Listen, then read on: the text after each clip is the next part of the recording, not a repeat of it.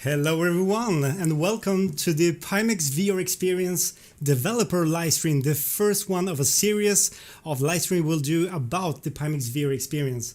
My name is Martin, I'm SweViver here on YouTube, as you probably all know already. I'm super excited to be here today because I'm here with Kevin Henderson, the COO of Pimax.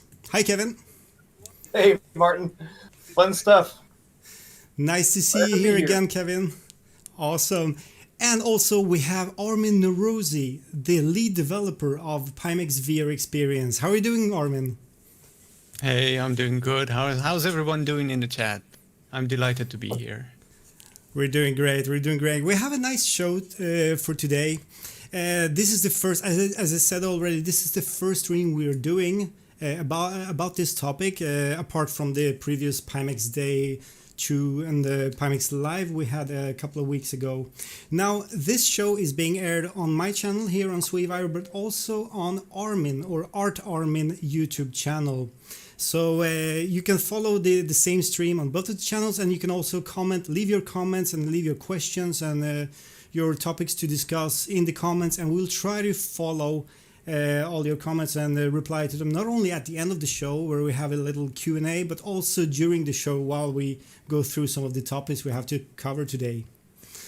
Kevin.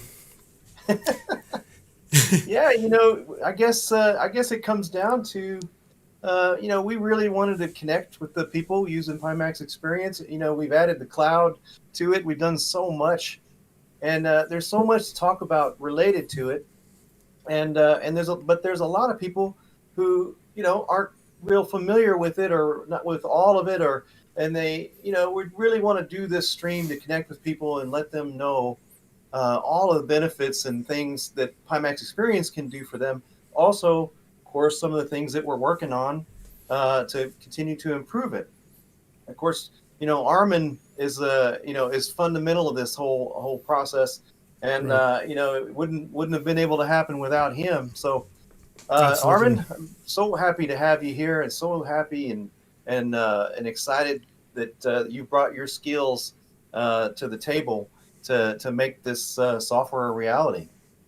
Thanks. It's been an honor working on this with so many users out there who love the result of what is happening right now, and I'm just delighted that they are like that. There's so many good people out there on the forums.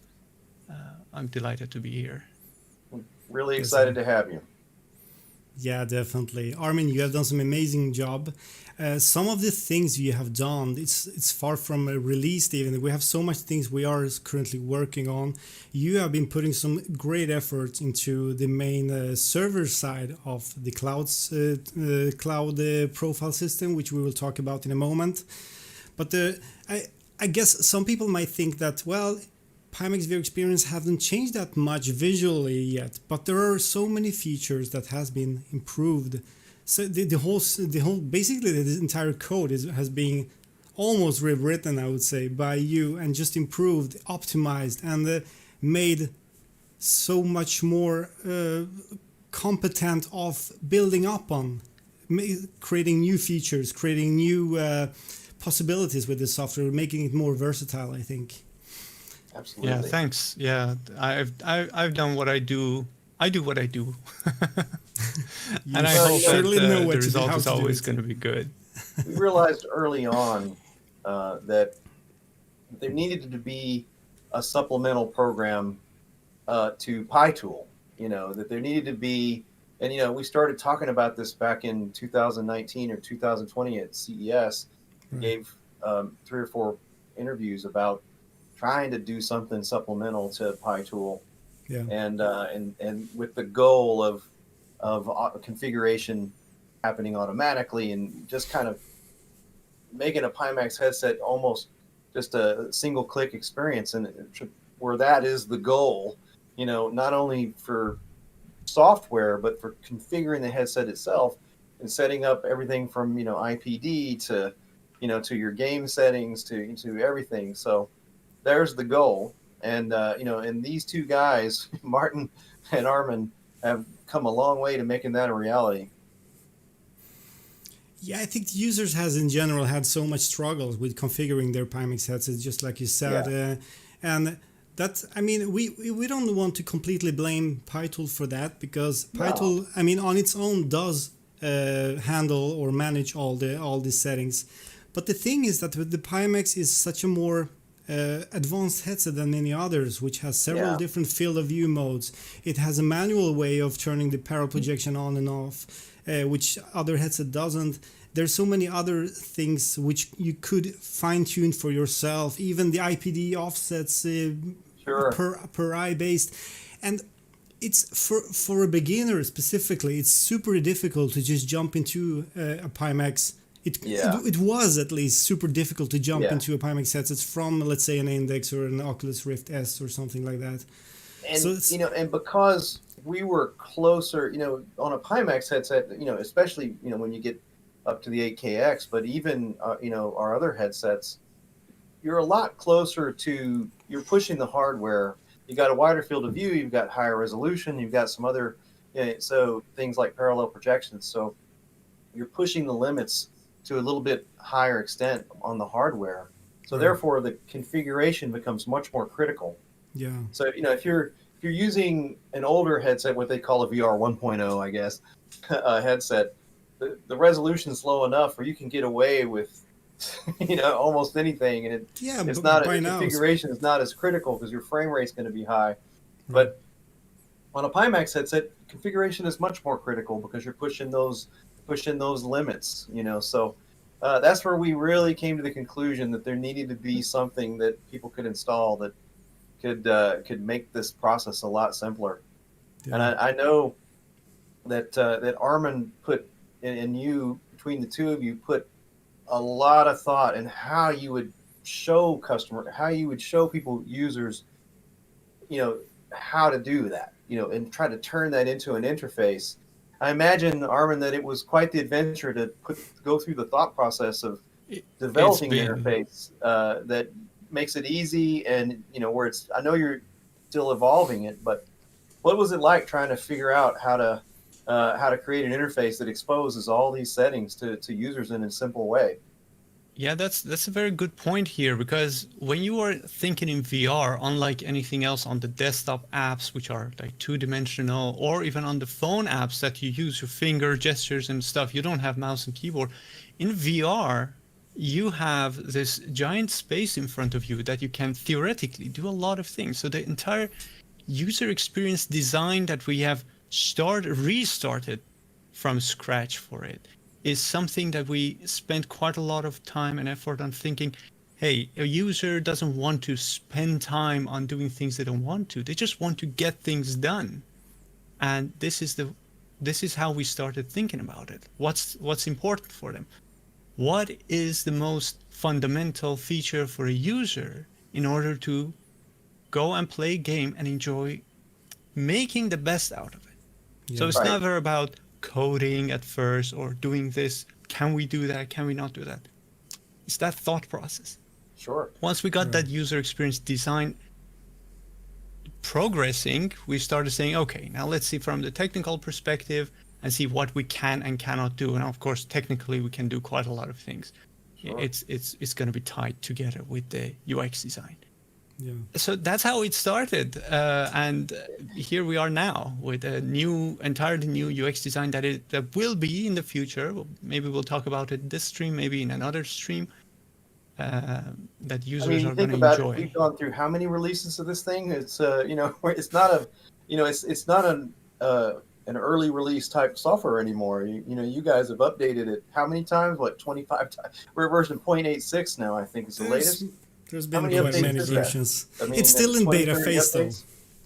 Yeah, but it's still in beta phase though. That's something we have to remember. It's still in the beta phase where we are constantly trying to improve it. We're far from done yet, and this is an ongoing project. So I wouldn't say it's a release like a official public release. That's too early to say, especially since we have so much plans for it as well. Well, when we get to 1.0, that's when people will know it's the release. Yeah, yeah. But 0.86 is where we're at right now, and of course 86. Yeah. And I think we've got a lot of features on tap that are kind of on deck that we're looking to release pretty soon. But and I'm sure in a minute here we'll talk about some of those. Absolutely. But so Martin, from your perspective, what you were actually involved in this before Armin to get the ball rolling. What was it like for you? Well, honestly speaking, it wasn't that easy to begin with because I've never coded in Unity before. I've been coding a lot in my life, but not in Unity. So it took me at least maybe 1.5 months until I just got into Unity in a kind of like where I got the idea of how Unity works, because it is a little bit different than many other ways of coding and programming. It's C#, which I was partially familiar with, but it's still not the same thing, having all these game objects and all these connections between all the assets and stuff. So yeah, it was difficult, and it took quite a while for me to even understand, as you just said, Armin, the UI logic. That's maybe one of the most difficult parts when you start on a UI interface, because you have to somehow organize everything so it's easy to just maneuver, easy to navigate. In VR, everything becomes a little bit more complicated from day one, because you have that mouse pointer, you have to point at things. Already there, you're making it more difficult for the user to interact. Now, the first thing I was planning to do actually back in, was it like February last year? That was to make like a teleportation scene, just like you have seen in the Windows Mixed Reality, that home environment they have. And I was thinking about having different rooms, like where the user can interact by jumping between those rooms, and in every room you have different settings and different things to do. But then I realized that's not what people mainly want.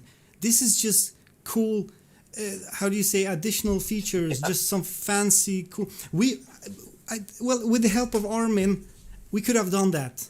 We could have done that long ago, but that's not what people ask for. Because in the end, it's games what people play on these headsets 99% of the time. It's not hanging in Pimax VR Experience. It's there to be useful, to be helpful, and also maybe easy to interact, and they just maybe even look fancy one day when Armin is done with his graphical overhaul of the whole environment. But mainly it's just there to help you get going fast and just jump into your game without tinkering too much with the settings and all that. So I mean, but you guys had to establish, a collaboration with the PyTool engineering team as well, and our firmware engineering team as well. So there were 3 teams that had to combine and establish that communication between the teams and collaboration between the teams to make this work. Just getting into the zone where everybody is coordinated and all the releases are happening so that it all works was, took a little bit of efforts as well, I think. Yeah, I think most people tend to forget that the PyTool team has also been involved in this project, Yes. and that is to create a communication channel between those two applications so they can communicate, so we can send commands for the headset to change settings and also retrieve settings which are changed maybe in PyTool. Meanwhile, Pimax VR Experience is running, and it took a while until everything worked stable, but they got it working really well. And today it's there's basically no delay in the communication. It just works, and I think that was a great effort from the Pimax team, which I'm super thankful for, because back then that wasn't even considered as an official software back then. It was just like a side project, but could be something nice for Pimax to have in the I mean for the hardware we're creating. But You guys had to learn how to fight Steam VR and get all those settings all corrected. And right. and I watched you guys and talked to you guys all the time about some of your struggles with Windows and Steam VR and a lot of things you would never in a million years think would be some kind of issue in the render pipeline in Steam, and the challenges that you had even recently in some of the new features in the Pimax Experience, and some of the kind of the breakthroughs that Armin and Martin have made recently allow near instant changes between FOV and resolution. And Martin was showing me these things. Yeah, I'll show you. It was blowing me away how much improved that is. So the behind the scenes stuff on this is really quite amazing, and these guys are kind of achieving things that may not show, that where it's not a new menu option somewhere or something like that. It's more of a kind of a in the engine, almost behind the scenes kind of stuff that they're improving to make it work better and faster and more reliably. And it's people in the forums that are pointing all this stuff out to them so that they kind of know what they need to improve all the time. Now, firstly, you have to remember that one simple slider with one setting change or something can mean 2, 3, 4 weeks of work sometimes, because that's not only about that graphical slider. It's the whole flow of getting things to work and work stable and work both ways between PyTool and Pimax VR Experience to sync them up. Everything just has to work. We're not creating a small project for ourselves. This is something that thousands of people right now currently are using out there. And we don't want to have an unstable software out there, which is kind of like representative for Pimax by now, which is because it's getting more official for every day, especially since it's already bundled with PyTool and you can just download it through PyTool and all that. Now, one thing you mentioned that, thank you so much, Kevin, for your nice words, but I have to say that a lot of these features, they would never happen without Armin, because Armin is on a totally different level of knowledge and skills when it comes to programming and coding and Unity knowledge and all that. And as you said, the window handler, I mean, the point by just mirroring the screen and making it work with the window mode and full screen mode and hiding the windows, all that, it's so much work. I'm not a developer, like professional developers. I never thought that so much work had to be put to get so simple, so fundamental parts to work in VR, because VR just makes things so much more complicated, especially when you're working with your own SDK, with your own rendering pipeline. There's a lot of things that just, it's amazing we got them working, and that's a lot thanks to you, Armin. So I hope people understand. It's been my pleasure. I'm very happy to see the feedback from people on the forum about everything that we've done and where we've come so far. It's always there's how to say, it's a cloudy day and then it puts a sunshine in there, whatever the phrase is. But it's really exactly like that. I mean, when we were doing the whole mouse, a simple thing like mouse, you want to have a scroll wheel though. Okay, sure. And then you want to interact the same way with the desktop. Now we're going into a whole different territory. How we use the Windows APIs, how we don't use the Windows APIs. There are many ways we could have, but we just didn't because that wouldn't make any sense for VR. Yeah. And testing it through every possible scenario and then giving it out to the entire public beta testers, those wonderful people out there who actually are eager. I'm very, very happy to say that they're eager. They get it, they test it, they give us feedback, whether it's good, they tell us, yeah, it works good, this part is good for me. And if somebody finds a specific edge case scenario that it doesn't work, they give us their feedback and we go into and just try and make things work and fix the bugs when they exist. So I know that the two of you, so right now, on kind of the current things that of course we can in a minute here we can talk about what the more recent releases were, but people out there might be interested in knowing what the two of you are working on right now. So I know, Armin, you're working on cloud profiles as one of the things that and kind of improving all the various aspects of that, and there was a lot of that in the most recent version. So but above and beyond 0.86, I mean, what kind of things are you working on now? One of the main things that people have been expecting for a very long time has been the whole IPD adjustment.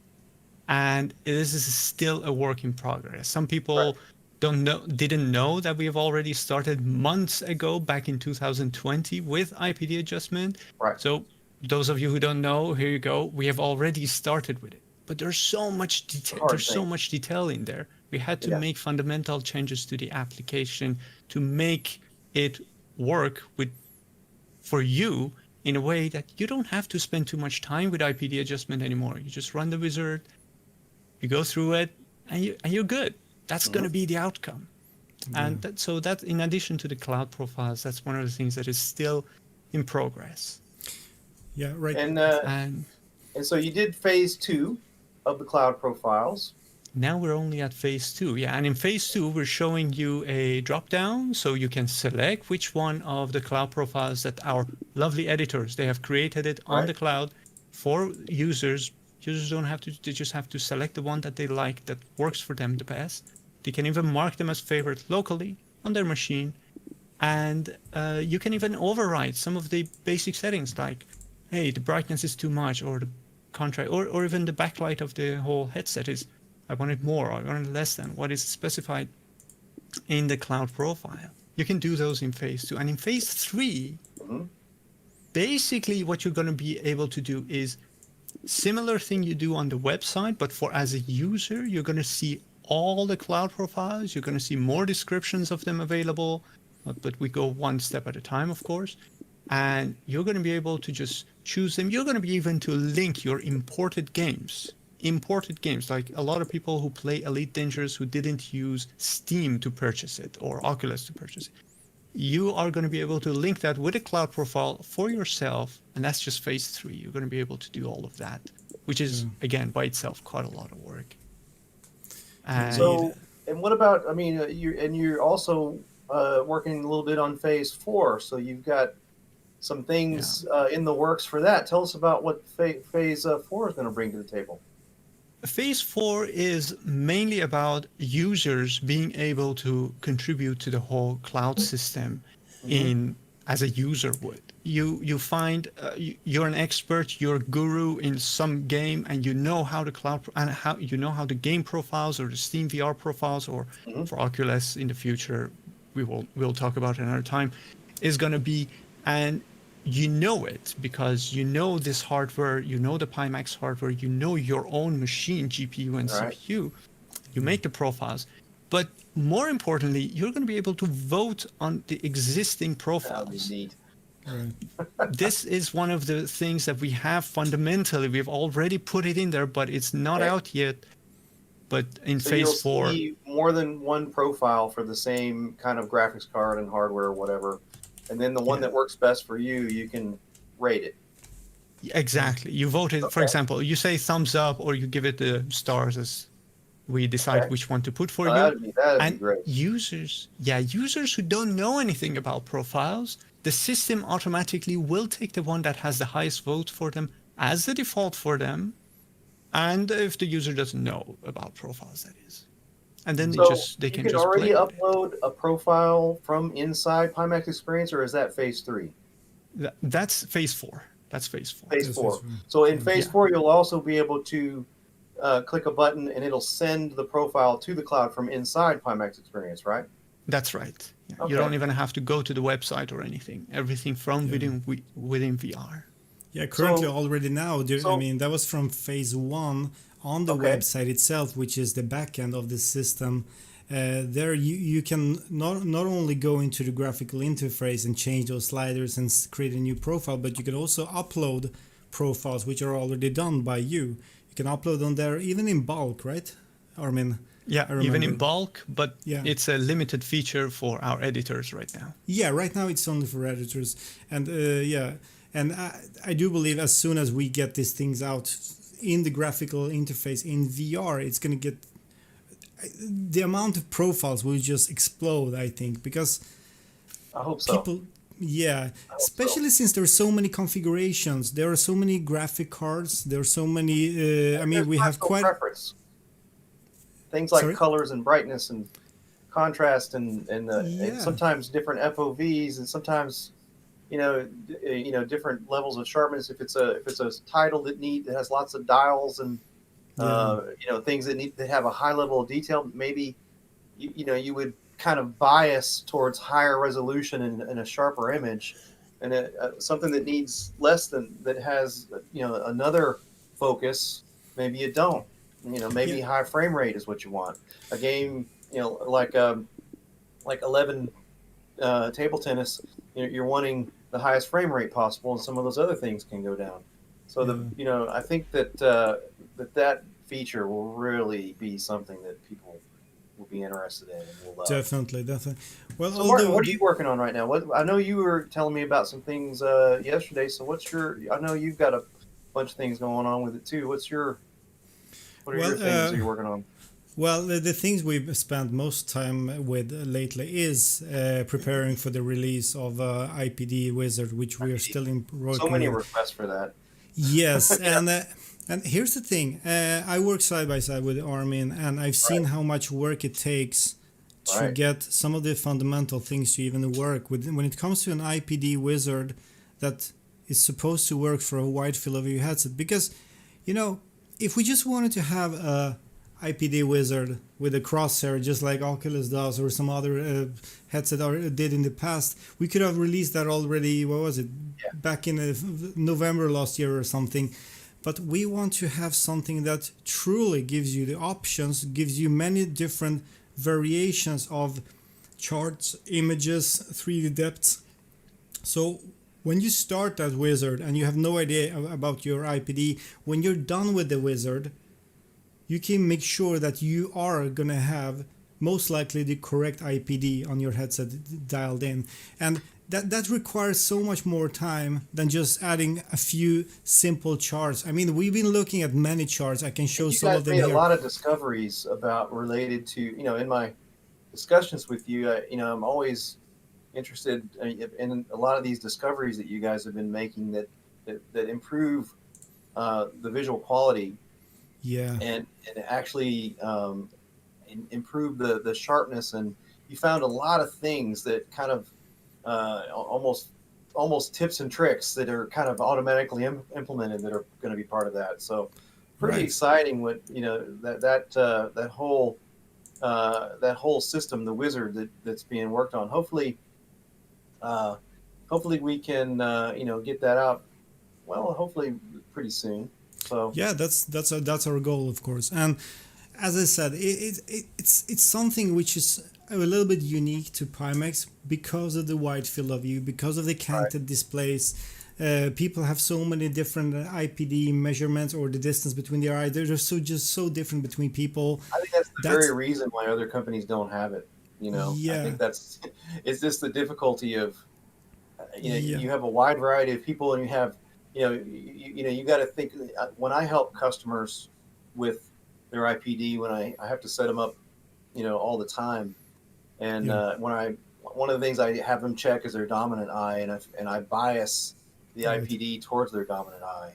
Yeah, among other that's some, things. And I've had a that's lot of something. great success with that. But there's so many techniques that we can use, and and from what I've seen with your wizard, you've got a lot in there. So pretty exciting. I Yeah, and think of that course, I think that will probably benefit more people than anything. The cloud profiles and that combined just make a huge difference. And a lot of people don't even know that the Pimax Experience makes all the modifications to Steam VR, settings files automatically, and does a lot of behind the scenes things that are kind of engine based that give you a better experience too. right. So, you know, anybody out there that's watching this who hasn't installed the Pimax Experience yet, I imagine most people here have, but if you haven't installed it, you should. It's a big deal. It improves every aspect of your experience, and it's Yeah. definitely worth giving a shot. The version 0.86 is the latest, and I think it's the best version they've ever done. They've corrected so many just little small things, but you add that together and it makes a big difference in ease of use. That all these interface improvements. Armin, you Yeah. made a lot of interface improvements in 0.86, right? As far as all the menus and positioning and how easy it is to adjust. Yeah, that's just the A lot beginning of of that it, comes and from it's going to customer continue. requests. Yeah, it's going to continue to go through the whole dashboard, and then in the I don't want to say near future but it's not a far from now either. There are going to be some other things available in the entire experience as well. I don't know if now is the right time to say anything about it. I just give a hint to some of the other developers out there, plugins. So you're Yeah. gonna Yeah, we'll have, talk about We're that a gonna little leave bit that too. out. So There's now well, remember, there's two parts. this is not the first and last live stream we're doing. This is the No, first live we're stream, going to so be doing we're gonna more. continue This is updating you a lot. something that we plan on, adding to and getting better at. Right now, we're just we're kind of just figuring out our way on doing this live stream. Right. Um, but a couple things related to one of them, is the involvement of people. If you're out there and you're a developer and you want to, either work with us. If you feel like you could contribute to this project, we'd love to talk to you. And Armin has also gone to great lengths to create some ability to that where people can contribute in several ways. Um, on top of that, and maybe more importantly, if you are a developer out there that has a project and you think that any of the capabilities or features inside the Pimax experience can benefit your project, let us know. Martin and Armin are happy to assist you with your project, and you something like the Pimax experience is so much that has been learned.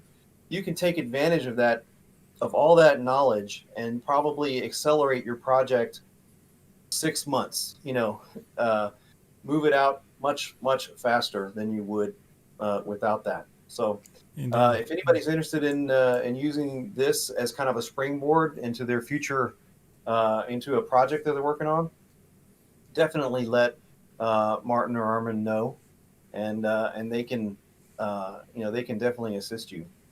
Right.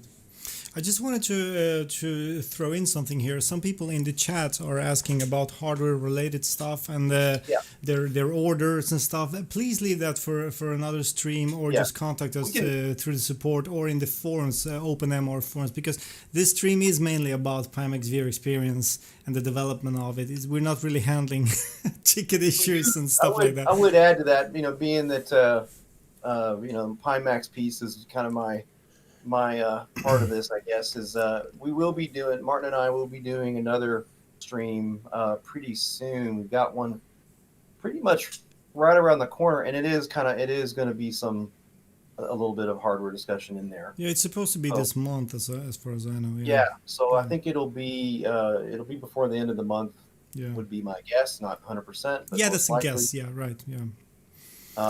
And we'll talk about some neat things Yeah. during that one.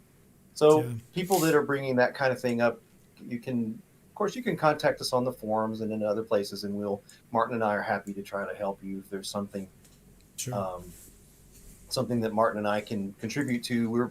We always do that, and we're happy to do that. Right. So, hey guys, let's talk a little bit about.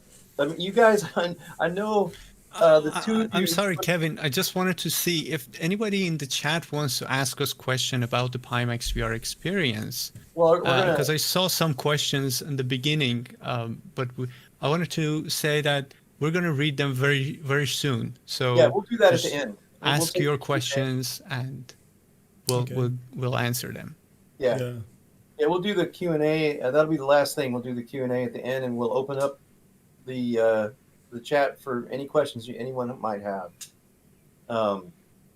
So you guys were making some attempts to integrate. Of course, you've already integrated the hand tracking. A lot of people may not know, but the Pimax Experience fully supports hand tracking.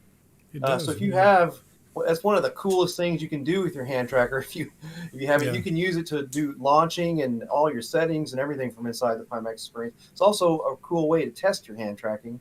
You can even change the shape of the hands and everything. But what people don't know is that Martin and Armin were attempting to use the eye tracking SDK to integrate some eye tracking features into the Pimax Experience. But I know you guys had some difficulties with that. So Armin, what were some of the problems with that? It's a bit tricky if I want to say it in words, because it all comes back to how we use the hardware and the firmwares of those hardwares. Maybe it's best for Martin to say it than me, because it's really hard for me to put it in words how difficult it was. I know there was some struggles there in with getting the right version of the SDK and having certain features in it that it needed. Yeah, there are multiple problems here, or multiple hurdles or obstacles, I would say. The first one is the latest firmware, which is it is improving the eye tracking in general. The AC software and the calibration is smoother now. It runs in 120 hertz as it should. I mean, the eye tracking cameras. Now, it did break something in the whole AC SDK, or the 7invenSum's Unity SDK, that it's communicating with the eye tracking hardware, so we can use it in Unity. Now, so ever since that firmware, we have encountered a lot of problems, and we are waiting for a fix, or at least a new version of the SDK which might fix that. So because of that, people that are out there that are interested in that is something that we're interested too, that Martin talks about all the time, and that's something that we want to do. And that we're working with 7invenSum to get some of these things fixed and implemented. But but I imagine that we'll revisit that pretty soon when we get the changes. Yeah, I'm sure there's. I mean, there hasn't been any hardware changes or so. It's just firmware related, and I don't think it's just probably something minor which they will fix sooner or later. And once that is done, we're going to continue with the development of the eye tracking interaction in Pimax VR Experience. Now, there are other hurdles as well, and that's the way your eyes are gazing. How interaction with the eyes. It's so much more difficult. It's so much more different from what you used to when you either do hand tracking or with the controllers or mouse or whatever you use for the interaction in PE.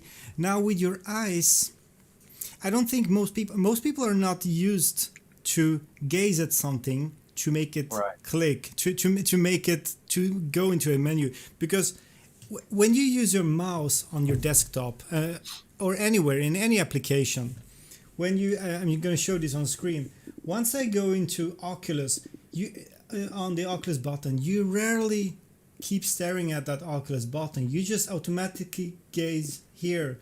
You just follow the mouse, you know where you're supposed to click, and you just go through the categories. It's kind of like an autopilot system, how to use a mouse, how you use a laser pointer, or even the hand tracking is quite simple because we use it. That's a natural way of interaction. But using your eyes to interact by looking at objects, just having that pointer walking around. I'm unfortunately I'm not able to show you this right now because of that firmware issue, but just having that pointer moving around on the UI, it just feels weird, even though there's basically no delay, but it just feels different. It feels different. And there's another hurdle as well. How do you really click how do you want clicks to occur with eye tracking? Now, this is something we discussed. We tried different methods with blinking. Yeah, blinking that's not a reliable way. We found out that that's really not a reliable way, because some people tend to blink every single second. Some people have a difficulties to constantly. Some people have difficulties to blink on demand also. So you're just like trying to force it. That's not gonna work in a good way. One way to solve this would be to use kind of like a gaze system, where you look at a menu or a button, and there is a timer, basically a timer which goes like a half a second or something. And if you keep staring at that point, it's gonna enter that. I mean, the click occurs, and you're gonna enter that menu. But that's where the difficult part comes, because we're not used to this system. We're not used to this way of interacting. We're not used to point over something and wait until it clicks, and then we move our vision to the menu where things are supposed to be seen. So that's difficult. Another way would be to have a button on the headset, like a click button, which also something we are considering and talking with the Pimax team about. So we could maybe use the volume down or something to do the clicks while you are in with eye tracking, because I think a lot of people who will use the eye tracking might not even have the controllers, or they might have a mouse. But if you have the mouse and you're controlling with the mouse, why would you even use the eye tracking in the first place? So even though I personally think that eye tracking will never replace eye tracking UI interaction, will never replace normal mouse controller hand tracking interaction. It's using it to set IPD. Sorry? Any thought you go into using the eye tracking to set IPD? We have not come that far yet, unfortunately. So that's something we could look into, but that's probably going to require some more efforts and help from the 7inventum team. Yeah, to be able to measure the eye distance and all that. I mean, it's not about, in this case, it's not about really where you're gazing and what you're looking at. It's basically the distance and related to the focal length of where you're watching. I don't think that's so simple. So I mean, even Excel and the other companies are struggling with that auto calibration, as they call it, with eye tracking. It's not really that simple. So I wouldn't hold my breath for that future. I was talking to a developer. Yeah, of course. By the way, if there's anybody out there who is a developer and develops for 7inventum that can contribute to that effort, we'd love to hear from you. Yeah. I did talk to a developer yesterday who was indeed writing some software for our eye tracking module, and he actually had some things to say about that he thought it was probably possible to set the IPD that way. But yeah, if there's anybody out there that could contribute to that effort that would like to, we'd love to hear from you. Absolutely. So yeah, as far as things in the Pimax experience that we're currently working on, what do you guys think is going to be in the, what kinds of things might be in the next release that the 0.87, 0.88 or whatever? Armin, anything special going to be in a near term release? Well, yeah, definitely. We are continuously working on improving the user experience design of the application, and this is very important for our users. So there's going to be some under the hood changes as usual. This is something that we constantly do, improve the performance. We've come to so far that we've reduced the amount of disk I/O access. Some people say, oh, but I have an SSD. Why does it matter? It does matter, because the less writes that you do to your SSD disk, the healthier your SSD will be. And the less writes you do to a hard disk, well, the faster the application will be, all your interactions will. Yeah, It's definitely that faster, low yeah. level all the way to actual user interface, what the user sees in front of them. And in the future, far future from now, how you're going to be able to interact with objects that will be around you. But for the next release, our focus is mainly on the phase 3 of cloud profiles. Right. Is on the IPD wizard. Now, one may come before the other. It could be IPD wizard together with the Or maybe a phase hotfix 3. in there if it's Yeah, needed, I guess. or hot fixes in case we see reports from our users. Oh, I cannot use the app. Something has gone wrong. We'll fix that, of course. But generally speaking, the next release, the next update is going to include, is mainly revolving around these two features. Yeah. What While about we're on, the, on apart that, from- Is yeah. the render quality feature that you had? Yeah, the that's FOV render something quality? that has been, I saw that that's working.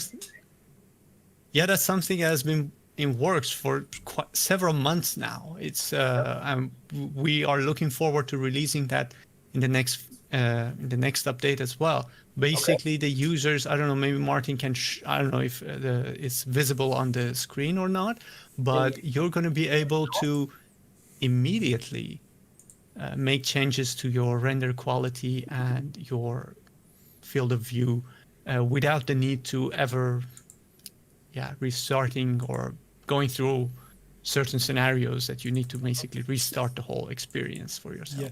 But Let me go. just to Let me give go in people a deep. quick what I saw.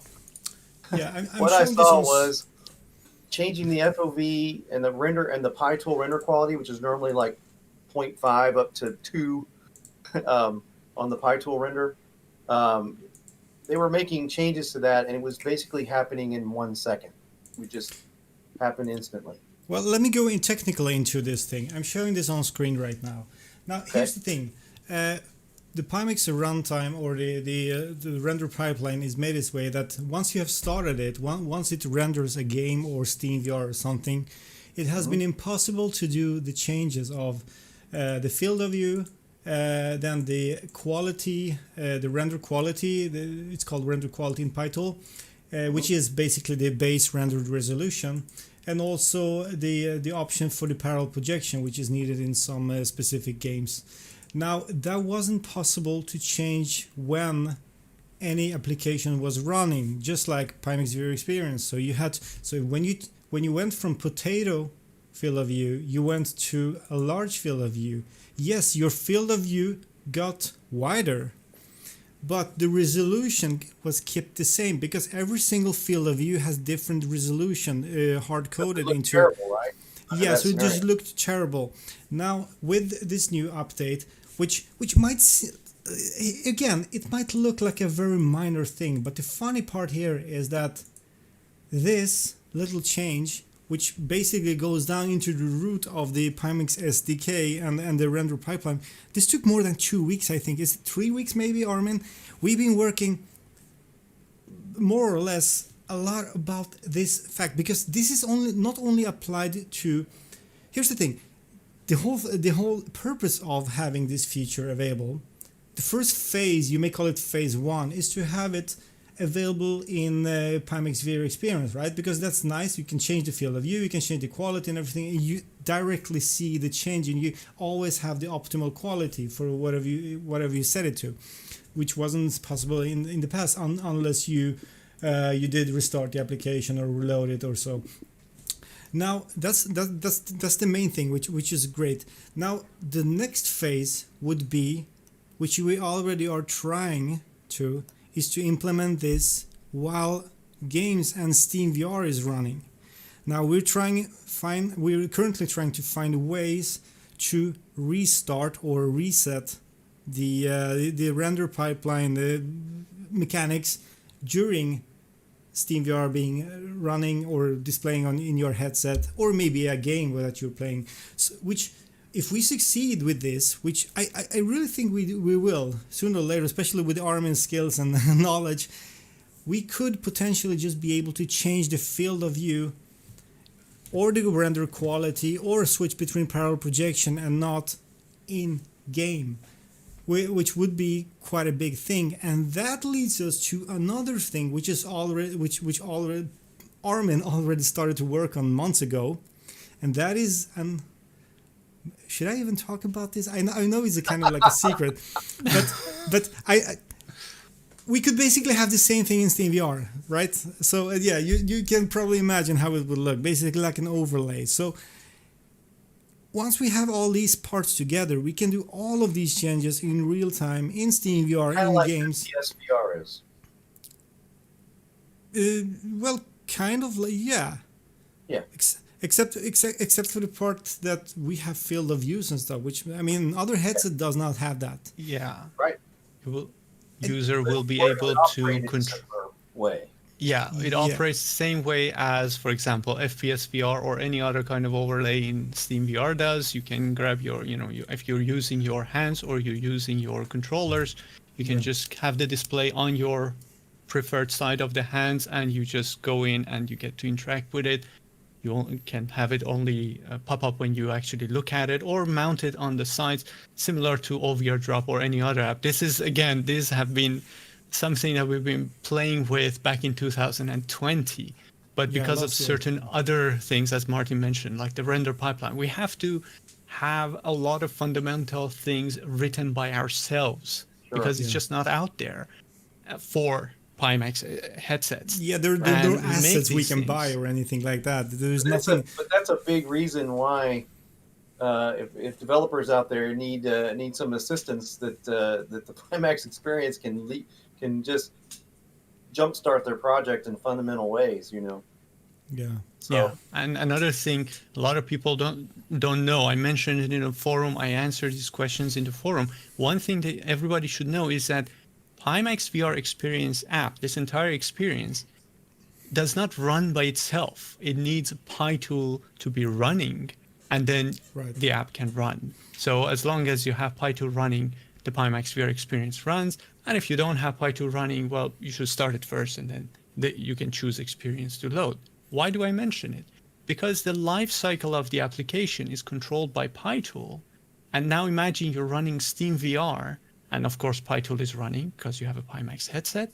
Yeah. And then you have all of those, or the essential features. Let's start with that. The essential features, you will have it, and then it will grow as an overlay in Steam VR. It will grow. But then again, as we mentioned earlier, Steam VR itself, the updates that arrived to Steam VR in the past several months also caused some delays on those projects to be finished. So there is still Yeah, Steam work VR in did some, progress. yeah, Steam VR did some major changes there. Also, I've seen, especially when trying to inject into the pipeline, we're trying to restart stuff. It basically throws compositor. arrows. It throws arrows and automatically wants to restart Steam VR instead of just letting the user choose between doing that or not. That makes the life a little bit difficult for us because it's hard to know upfront what's going to happen with Steam VR. One day this works, next day it might not. So yeah. Unfortunately, because of Steam VR being the main platform for people to use, and we know that the majority of the users are using the Steam VR platform, so we are always going to be dependent of it. But we're always also, unfortunately, going to be one step behind because they're the one doing those changes, and we then have to adapt to them. But I think we've come quite far with some of these things I mentioned, and not only that, having an overlay in Steam VR, which is, of course, I mean, sooner or later we will have that, but right. This will tackle other things which people are constantly asking about, like, hey, if I'm in a game, I just want to exit the game and just go straight out to Pimax VR Experience. Well, that's those things you could do if you have that overlay. If we have the control in Steam VR with an overlay version of the Pimax VR Experience, you can either just jump back into the overlay, or you can through some button in the overlay or something, just jump back into the Pimax VR Experience and our own rendering pipeline. Right now you have to click on exit VR and then, or exit, quit. I think it's a quit button, and then exit VR, and then it turns off the game, it turns off the Steam VR, and then you jump back into Pimax VR Experience, which is not really an effort to do so. I mean, it's not really difficult to just click those two buttons, but I understand why some people just want to jump back with one button. and that's our goal to make it happen, to make it Make it as possible. simple as possible. Yeah. So guys, do either of you have anything to add before we open up the gallery for questions? Well, there, as Armin already said, I mean, you said that already, that we're constantly working on bug fixes and things, and the stability issues. I think, Armin, please correct me if I'm wrong, but I haven't seen any new report about instability issues with Pimax VR Experience lately. Yeah, At I'm least very not in the delighted forum. to see that too. In the past several Yeah. months in the forum, the bug report section has been almost empty from new content. It's basically exactly. new content has been approval of that the fix is working. That's Right. There was some issue reported about AMD RDNA 2, by the way. I don't have a GPU like that, but I just have a T-shirt. So it's the what is it called even? RX 6900 XT, right? The flagship of the AMD graphic cards. There was one user at least who had a problem with some kind of double image or so when running Pimax VR Experience. And we're looking into that. We talked about it. Yeah. Was it? We're going to see what we can do. Did he determine it happened even outside of Pimax Experience? The user reported that it does happen outside of PE as well. So it's not limited to PE. That means there's something more. Kind of a more fundamental problem. Yeah. Yeah, I'm afraid that's something else, because it was the same issue in, I think it was Project Cars 3. I think he had that issue, and yeah, it could be a driver issue or so. But we're looking into this. Although unfortunately we don't have these cars. Neither me or Armin. They were like impossible to get anyway. I have the 3090 here, but I was just lucky to get the 3090. But yeah, it's difficult. But I know we have team members. What am I saying? Pimax, crew members at Pimax. We have at least one of these cars, so we're gonna get some help with them to troubleshoot this issue and try to solve it as soon as possible. If it is an issue inside of a Pimax VR Experience, at least we could track it down somehow, maybe. So let's think about opening up the gallery for some questions. What do you say? Yeah. So if anybody out there has a question about the Pimax Experience, how to use it, about features we might be working on, things you're interested in seeing it do someday, that you'd like us to talk about feasibility on, just let us know. If you have a question, now's the time. Yeah. I'm looking actually from the top of the chat just to see if there is any question. I'm going to read it. So a lot of people say hi everyone. Hi everyone. Hello. Greetings. Hi. And I'm just going to read these and see if there is any question. I'm going to read it out loud. I see a few. Oh, yeah, go ahead. If you see one, read it out loud and then... Well, here's a guy. He asked if motion smoothing is set in PyTool. Should it be disabled in Steam VR? Martin? Yes. The Steam VR motion smoothing doesn't affect PyTool headsets at all, so you can just disable it. It doesn't matter if you have it on or off. Yeah. Motion smoothing or smart smoothing, what we use, that Pimax is using, is a different technique. It's more similar to the Oculus ASW, asynchronous space warping. It's our own way of space warping or interpolating frames between each other. So if you want to enable that, you do that. I can just show it. You can do that in Pimax VR Experience as well. If let me just check. So one guy is asking if there's a way to automatically get back into the Pimax Experience, but we kind of answered that one already, right? Yeah, so just to reiterate on that, yes, you will be able to, and we agree that with the mouse and keyboard usage, you cannot just click on that in VR. We're working on it to make the overlay, basically wrap up the overlay project and put it into Pimax VR Experience. That's what the overlay project is for, or one of them. Yeah. Right. Yeah. It actually solves that problem. Yeah. Yeah. So yeah, other than that, meanwhile you're looking for questions, I would like to just add something here. I don't remember if we really covered this, but there are fundamental features in Pimax VR Experience, and there are also additional features and fancy features and stuff. And we have a long to-do list. We have we have quite a lot of things on the Trello. Now, what we do prioritize will always be the fundamental features. We wanted to have them stable. We wanted them to work for everyone, not only in certain cases, in certain graphic cards and stuff. So this is something we put the most efforts to. Previously, though, I have to say that previously, maybe even before, no, that was at the time when Armin already joined, but the big work had not begun by changing the entire code and everything. Basically, the whole project was rewritten by Armin. Now, before that, I was adding some features here and there. Armin helped me a lot adding features, even the virtual desktop and stuff. And now you might think, well, why did you stop adding those fancy features? Because that was fun, and we also talked about other things. I cannot come up with any, but I know there are at least 10 different crazy things we were supposed to add. Now, these are still on the list. These are still going to be made, but we cannot really prioritize fancy, cool-looking stuff before the most important things, because functionality is our primary goal, I would say. It just have to work, and always the more you add into something, the more features you add, the more the software could be prone to fail. Of course, I mean it's coding. It's basically the more code you add, the more wrong can it go. So we really want to make sure that the software is stable, and that the fundamental features. Yeah. There's a guy want to know how to log bugs. Ben DeLuca says, "Developer here, how do we log bugs? Could we help you write the instructions? How might we get in touch? We'd love to see more about hand tracking." Yeah, So for bugs, you can if you want to report bugs, there's a section in the forum. I can actually go and grab the link and post it in the chat for you.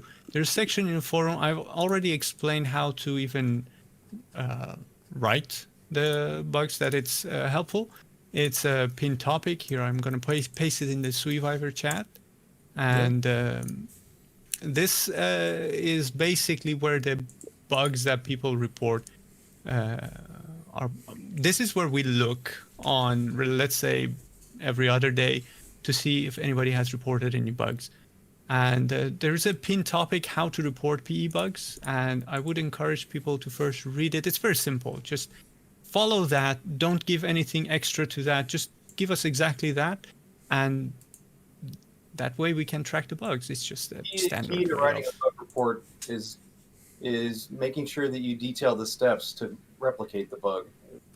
Developers have a hard time fixing a bug that they can't replicate. Yeah. Okay. So if you do that, they'll be fine. We got a question. Will PyTool ever support Linux? Possibly. Or Pimax Experience support Linux? Possibly, but not right now for either of those. I would say it's nothing we're working on right now at this point. Yep. It's a Windows build. Yeah, it's not something we're doing right now, would be the answer. The other one is a couple people asked about 90 hertz. With the latest NVIDIA drivers, I think I can answer that one. I see a lot of traffic between our engineering teams and NVIDIA every day, almost every day. Yeah. And of course, the problem is that NVIDIA keeps releasing new drivers, and their pipeline of inserting things into the driver is 2 or 3 weeks ahead. So by the time we insert something, working together with them, there's another driver. So it takes a little time to catch up with the drivers, but they are working on that. And I do think there will be a solution to be able to do 90 hertz with a newer driver one of the days real soon. Yeah. Tudu Merda is asking something which is really interesting, I think. I hope I pronounce it right. Tudu Merda. Is PyTool super sampling more efficient than Steam VRs? Now, I know that people have different opinions about this.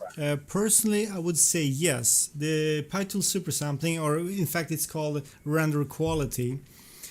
Whenever you set it on 1.0 or 1.5 or 2.0, it changes the base resolution render in the pipeline before that image is sent to SteamVR and processed by SteamVR. Now, logically speaking, I would just say that if you have two images, if you have two, let's say two photos, one is 1080p resolution, the other one is 4K resolution, and you send it and you put it into, let's say, Photoshop, and you make both of them 1440p resolution. You just, change it, you resize them basically in 1440p. Which one will look better? In my opinion, I would say that the better source you have from start, the better result we will get, even when you're downsampling the image. So in my experience, if you have a higher PyTool render quality, if you set the render quality 1.5, for instance, even that's quite a lot for an 8KX, because that brings us to a resolution which is rather crazy. I can even show you that on the screen over here. If I would say, let's say we go with normal field of view, and I put the ultra, which is 1.5 in the quality, no parallel projection and stuff, that set us for a resolution of 5720 horizontal pixels, which is crazy, I admit.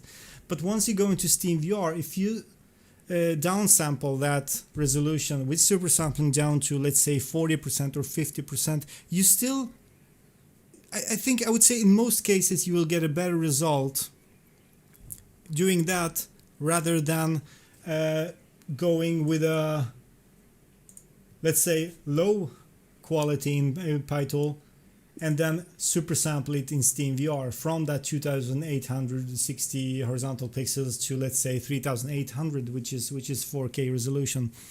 So yes, I would say the PyTool super sampling is more efficient. Although, remember, don't overdo it because it's heavy. It's super heavy on your GPU.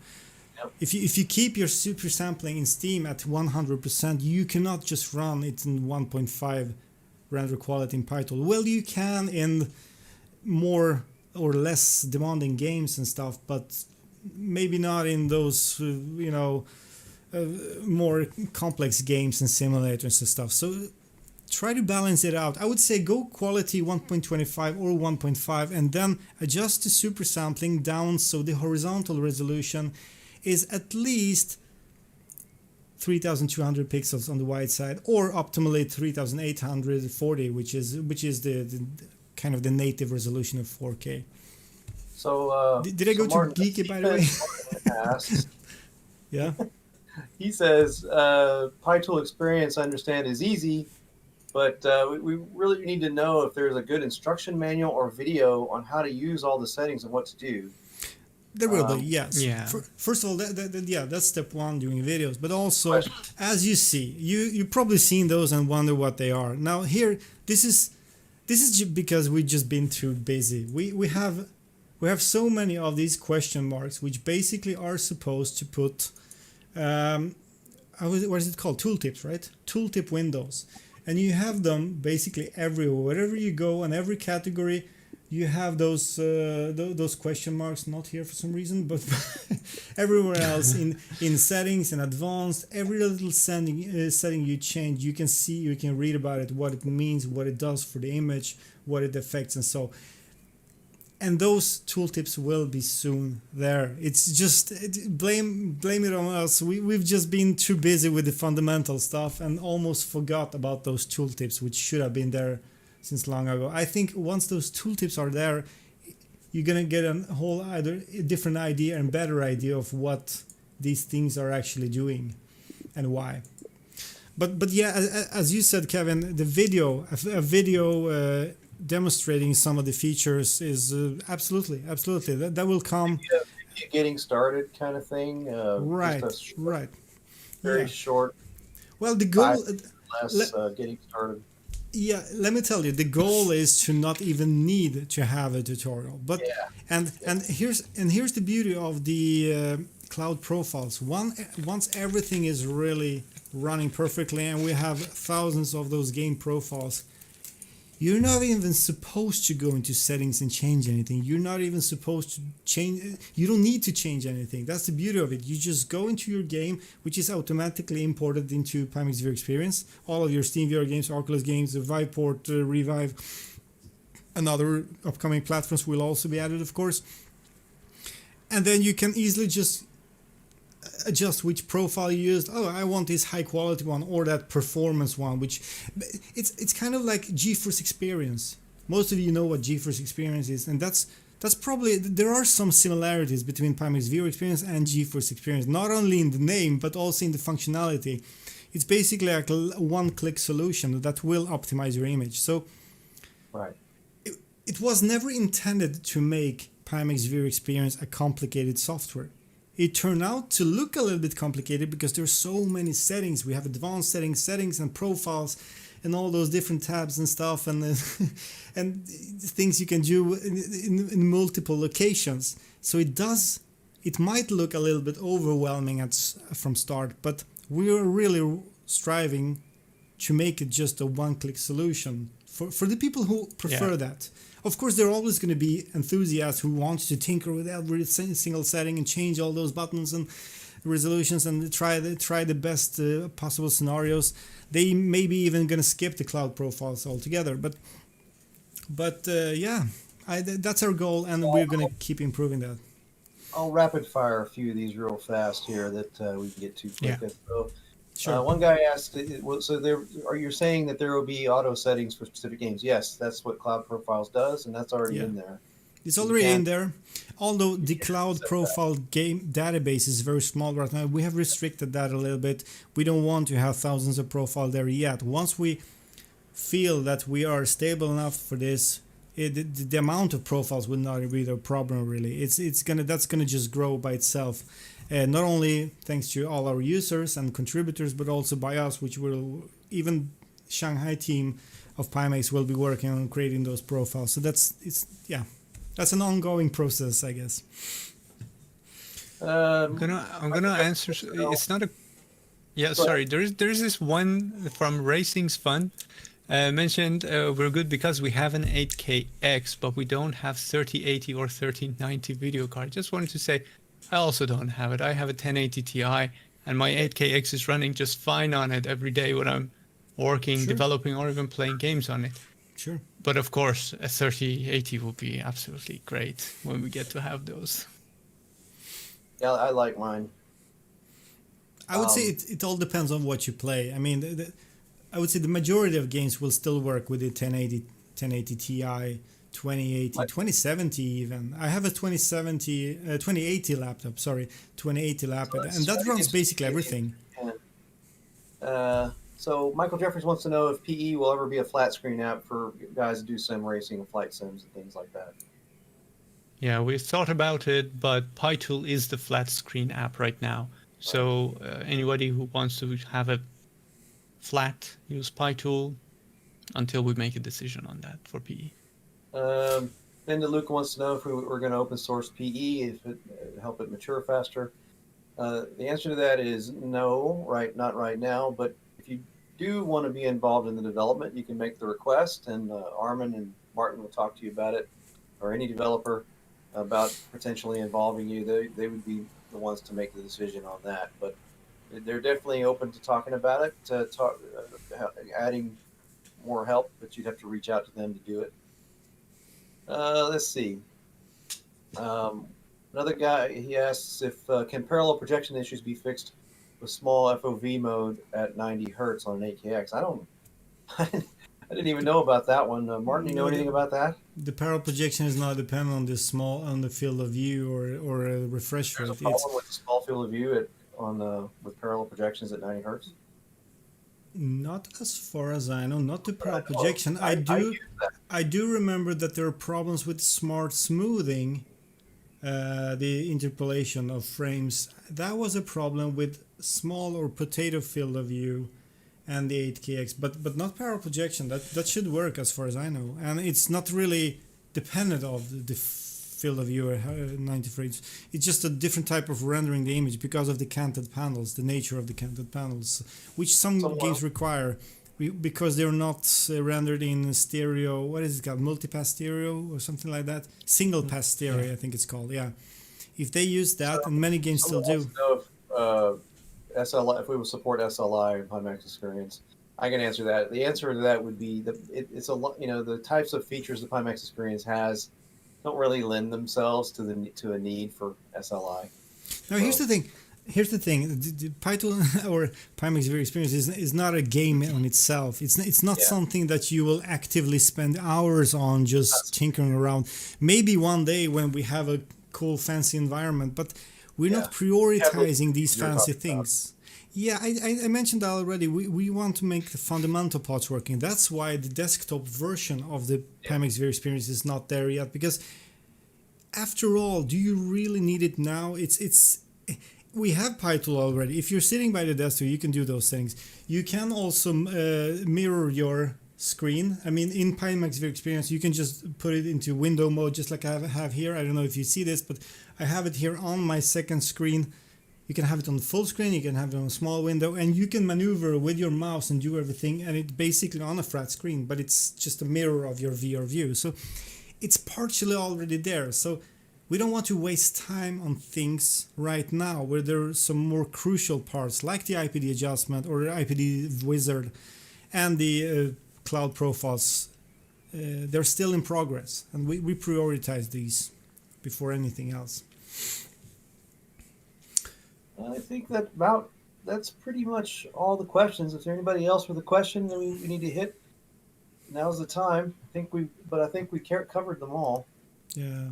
Yeah, and remember that this was the first. Yeah, this was the first dev talk that we wanted to have.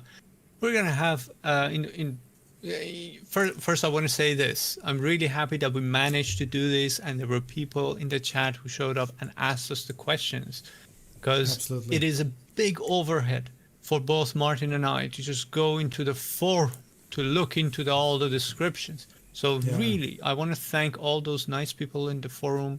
I don't remember all the people by name. I just remember one of them, Dr. something, Dr. Wilkin, I don't know. He's the doctor in the forum. Yeah. And these people poke us when there is something that really needs our attention, and then they say, hey, they bring our attention to that huge list of topics that we have to read. But otherwise, we are thinking that we can do this kind of a way better so that we can actually spend our time more efficiently on creating, on developing, on designing these kind of things for you, rather than reading a lot of text. Although I have to say, we love it. Yeah, we do appreciate it. We do. But from the perspective of Pimax, we can't thank you guys enough for all your efforts to make this dream a reality. You guys have spent so much time and effort on this thing, and to get it to where it is today and keep moving it forward. We can't thank you enough for that, and we really appreciate it, and we really thank you for it. We're a small company, and there's some limitations that come with that, but you just have our greatest thanks, and all the people here who are contributing to ideas and concepts and thoughts on how this thing should work and what makes it work better. We thank you guys too. Really appreciate it. It means a lot. It means a lot to Martin and Armin to hear from you guys and you guys' involvement in this. And I know they are constantly telling me that they're just so thankful for you guys. But we want to thank everybody for coming and watching us ramble on about all this stuff. It's exciting to us, and we love to talk about it, and we love to do it. But Martin, take it away. Yeah, I mean, we know this show is not for everyone. This is a little bit more geeky. This is a little bit more. Do it again. Yeah, it's something we are we have the fire for it. How do you say that Yeah. in English? Really, we do have that fire. We want this to be a great piece of software, and we may not even be halfway there yet, but we do our best to really do it. And thank you really for all your feedback, all your ideas, all your suggestions, all your both positive and negative opinions, because even the negative opinions or negative how do you say, reviews of the software does help us to improve. We really need that. So yeah, thanks guys, and also thank you, Armin, for joining the stream. And of course, you're the main host here, basically, together now with me and Kevin. And we look forward to do more of these shows. What do you think, guys? Thanks. It's been a delight. Yeah. But no, the goal here is just to make Pimax headsets better and make VR more immersive and easier to set up and just that much better, you know. So thank everybody for their contributions and their time, and we'll do it again one of these days soon. Great. I just have to add this. Elias Dinter just said, if you need help developing the eye tracking interface, let me know. Great, Elias, thank you. We'll reach out to you. Reach out to the guys, yeah. You can actually, just to make sure that we get the right people also, there is the Pimax forum. Of course, you can message Martin, Kevin, and I there. There's also the Discord channel, and there's some ways you can reach us. So just make sure you... Yeah, here's the Pimax forums. I'm just going to show it a little bit fast here. The Pimax forums is here. It's OpenMR or community.openmr.ai. You can sign up here if you haven't yet, and yeah, ask questions. Tell us what you think. Down here, there's also an Pimax VR Experience open beta, where you can report your bugs and just have general discussion about the software itself. So yeah, I hope you can join, guys. As many as you can. Any help is greatly appreciated. Really, bug reporting, suggestions, or helping with the development. Those kinds of things are all on the table. So just let us know. Yeah. So Elias Dinter, the comment I just read. Please let us know in the forums. Just contact us in the forums.